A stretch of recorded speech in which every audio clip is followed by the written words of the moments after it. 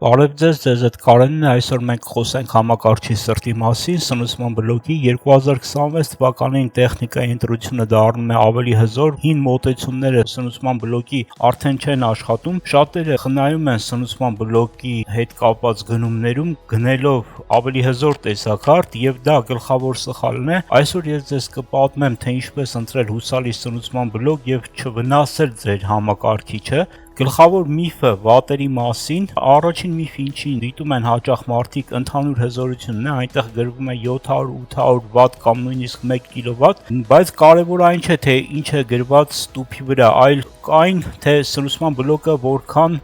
լարում է տալիս 12 վոլտ հոսքային գծում եւ հենց այստեղից է որ սնվում են պրոցեսորը, համակարգչի եւ տեսակարտը, լավ սնուցման բլոկը պետք է տա համարյա լիարժեք հզորություն այս գծում, եթե բլոկում գրված է 700 վատ, իսկ գծում 12 վոլտ նա այն տալիս է 500 վատ, սա կարելի է ասել վատ սնուցման բլոկ է եւ կարելի է այն շրջանցել։ Հաջորդ սերտիֆիկատներ եւ սխեմոտեխնիկա։ Խոսենք վիզուալ կողմի մասին, սնուցման բլոկներում հաճախ լինում են լոգոտիպներ 80+, բրոնզ, գոլդ, պլատինիում։ Մենք բոլորս այս նակլեկանները կամ էմբլեմները 80+ ուշադրություն ենք դարձնում, 2026 թվում արդեն բրոնզը համարվում է տան համար ստանդարտ, ինչպես օրինակ իմ վերջերս обзорում, ռևյուում արված իմ նոր սնուցման բլոկի վերաբերյալ տեսանյութում ես նույնպես ընտրել էի բրոնզ մոդելը, բայց հիշենք, որ սերտիֆիկատը միայն խոսում է էֆեկտիվության մասին, սնուցման բլոկի KPD-ի օգտակար գործողության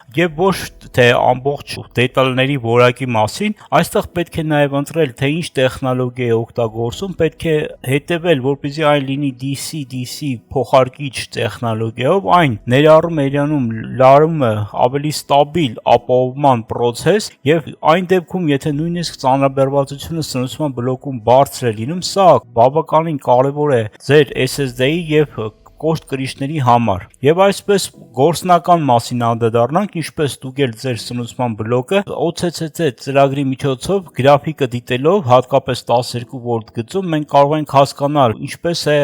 սնուցման բլոկը աշխատում, կարող եք ներբեռնել այս OCCC ծրագիրը համապատասխան շեշտեմ փորձ ունենալու դեպքում, թողարկելով այն power ռեժիմում, ուշադրություն դարձրեք 12 վոլտ հոսքային գծում։ Իդեալական դեպքում այն պետք է մաքսիմալ մոտ լինի 12 վոլտ լարմանը, ինչպես օրինակ 11.9 վոլտ եւ 12.1 վոլտ լարումները դա նորմա է, իսկ եթե տեսնում եք ավելի անկումներ, օրինակ մինչեւ 11.4 վոլտ կամ ավելի ցածր, սա նշանակում է, որ սնուցման բլոկը աշխատում է իր թույլատրելիության սահմանին եւ ժամանակն է այն փոխել։ Եվ վերջապես իմ փորձի մասին խոսեմ եւ խորհուրդների, ոչ վաղ անցյալում ես փոխեցի իմ հին սնուցման բլոկը դիպքուլով PK սերիայի, ինչու որովհետև լարման ստաբիլությունը արդյունքում դարձավ ավելի բարձր, հզորությունը պաուստային ինձ թույլ է տալիս ապագայում տեղադրել տեսակարդ RTX 30, 70, 30, 80 եւ նույնիսկ 40 սերիայի RTX տեսակարտներ 800 վատի դեպքում։ Մի մոռացեք, որ կաբել մենեջմենտի մասին, որ կոկիկ